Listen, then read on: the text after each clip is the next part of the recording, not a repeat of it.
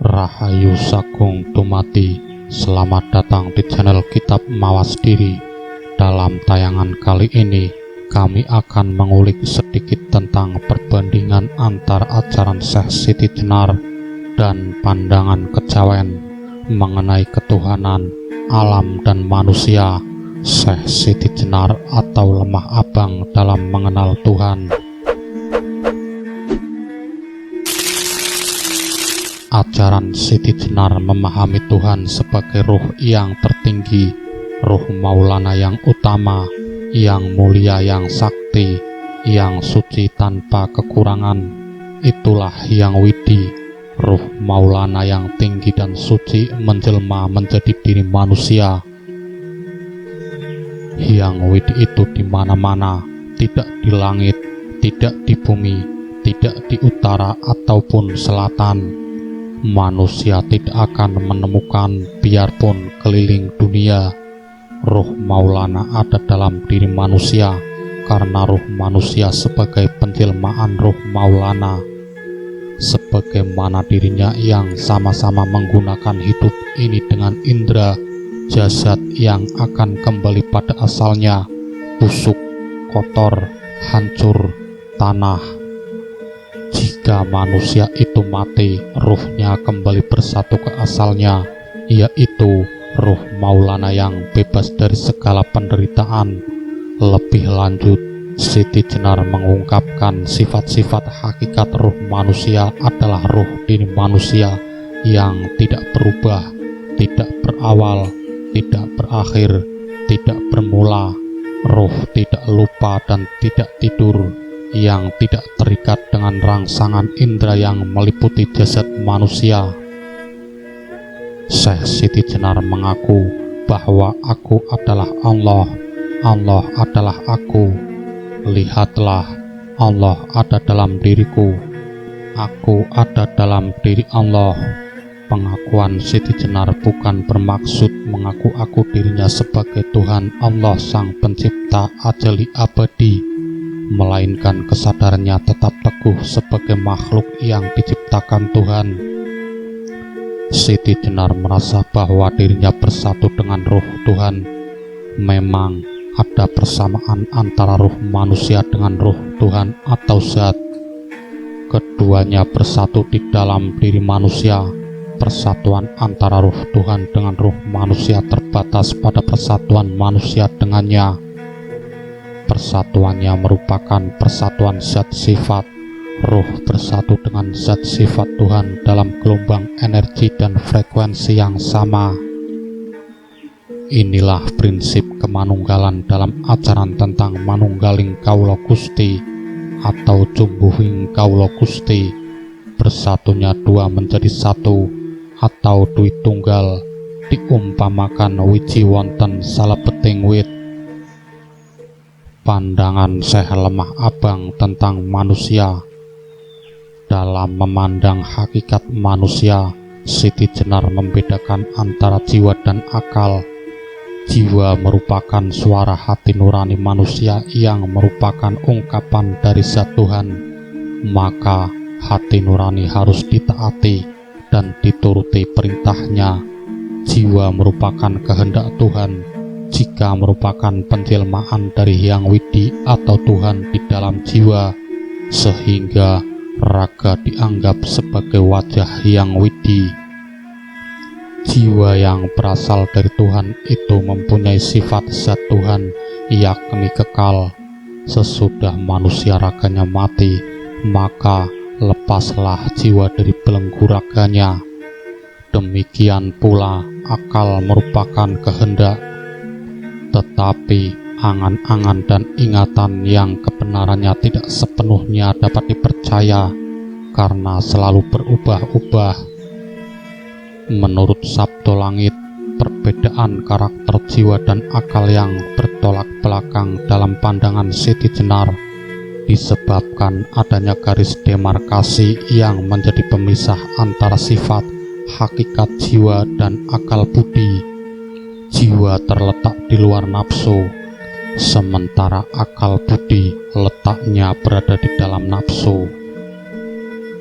Mengenai perbedaan jiwa dan akal dalam riwayat Saloka Jati diungkapkan bahwa akal budi umpama kodhok kinemulan ingleng atau wit jroning wiji atau pohon ada di dalam biji, sedangkan jiwa umpama kodhok angemuli ingleng atau wiji jroning wit atau biji ada di dalam pohon. Bagi Syekh Siti Jenar, proses timbulnya pengetahuan datang secara bersamaan dengan munculnya kesadaran subjek terhadap objek, maka pengetahuan mengenai kebenaran Tuhan akan diperoleh seseorang bersama dengan penyadaran diri orang itu. Jika ingin mengetahui Tuhanmu, ketahuilah terlebih dahulu dirimu sendiri. Syekh Lemah Abang percaya bahwa kebenaran yang diperoleh dari hal-hal di atas ilmu pengetahuan mengenai wahyu dan Tuhan bersifat intuitif. Kemampuan intuitif ini ada bersamaan dengan munculnya kesadaran dalam diri seseorang. Pandangan Syekh Lemah Abang tentang kehidupan dunia. Pandangan Syekh Siti Jenar tentang dunia adalah bahwa hidup di dunia ini sesungguhnya adalah mati. Dikatakan demikian karena hidup di dunia ini ada surga dan neraka yang tidak bisa ditolak oleh manusia. Manusia yang mendapatkan surga, mereka akan mendapatkan kebahagiaan, ketenangan, dan kesenangan. Sebaliknya, rasa bingung, kalut, muak, risih, menderita itu termasuk neraka. Jika manusia hidup mulia, sehat, cukup pangan, sandang, papan, maka ia ada di dalam surga. Tetapi kesenangan atau surga di dunia ini bersifat sementara atau sekejap saja, karena betapapun juga manusia dan sarana kehidupannya pasti akan menemui kehancuran. Syekh Siti Jenar mengumpamakan bahwa manusia hidup ini sesungguhnya mayat yang gentayangan untuk mencari pangan, pakaian, dan papan serta mengejar kekayaan yang dapat menyenangkan jasmani. Manusia bergembira atas apa yang ia raih. Manusia memuaskan dan menyenangkan jiwanya, padahal ia tidak sadar bahwa semua kesenangan itu akan binasa. Namun, begitu manusia suka sombong dan bangga atas kepemilikan kekayaan, tetapi tidak menyadari bahwa dirinya adalah bangkai, manusia justru merasa dirinya mulia dan bahagia karena manusia tidak menyadari bahwa harta bendanya merupakan penggoda manusia yang menyebabkan keterkaitannya pada dunia. Jika manusia tidak menyadari itu semua, hidup ini sesungguhnya derita. Pandangan seperti itu menjadikan sikap dan pandangan Siti Jenar menjadikan ekstrim dalam memandang kehidupan dunia. Hidup di dunia ini adalah mati, tempat baik dan buruk, sakit dan sehat, mujur dan celaka, bahagia dan sempurna, surga dan neraka, semua bercampur aduk menjadi satu. Dengan adanya peraturan, maka manusia menjadi terbebani sejak lahir hingga mati. Maka Syekh Siti Jenar sangat menekankan pada upaya manusia untuk hidup yang abadi agar tahan mengalami hidup di dunia ini. Siti Jenar kemudian mengajarkan bagaimana mencari kamoksan atau moksa, yakni mati sempurna beserta raganya lenyap masuk ke dalam ruh, atau warongko mancing curigo. Hidup ini mati, karena mati itu hidup yang sesungguhnya, karena manusia bebas dari segala beban dan derita, karena hidup sesudah kematian adalah hidup yang sejati dan abadi.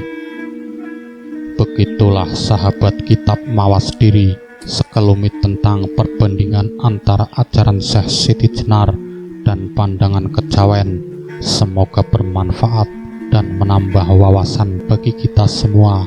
Salam sejahtera. Rahayu, Rahayu, Rahayu.